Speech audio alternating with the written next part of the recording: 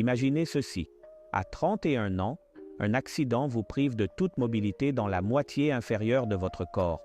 Les médecins vous annoncent que vous ne marcherez plus jamais, que ce fauteuil roulant est désormais votre destin. Comment affronter une telle réalité? Pour cet homme, c'était son quotidien.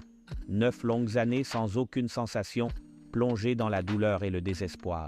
Mais un jour, quelque chose a changé. Au milieu des ténèbres, il a découvert les promesses bibliques sur la guérison et s'y est accroché. Dieu pouvait-il vraiment le guérir? Il a cru que oui. Jour après jour, sa foi s'est renforcée. Il ne savait ni comment ni quand la guérison viendrait, mais sa conviction était inébranlable. Il visualisait le moment où il marcherait et courrait à nouveau. Et puis, l'inattendu est arrivé. D'abord, un léger picotement dans les orteils. Ensuite, une sensation dans les jambes. Et un jour, incroyablement, il a marché de nouveau. Ce miracle n'a pas seulement restauré sa mobilité, il a aussi affirmé sa foi dans la puissance de Dieu.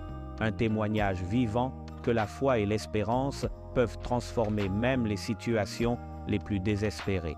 Mais qu'en est-il de ceux qui souffrent et continuent d'implorer Dieu sans recevoir de guérison? Leur manque-t-il de foi? Dieu reste-t-il silencieux?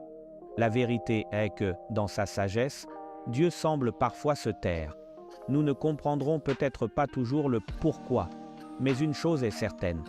Dieu ne déçoit jamais ceux qui placent leur confiance en lui. Son timing et ses desseins sont parfaits. Quelle que soit votre situation ou le temps que vous avez passé à prier, cela vaut toujours la peine de faire confiance à Dieu et de croire en lui. Il est fidèle et promet de ne jamais nous abandonner. Voici des paroles de vie. Je suis l'Éternel qui vous guérit. Exode 15:26.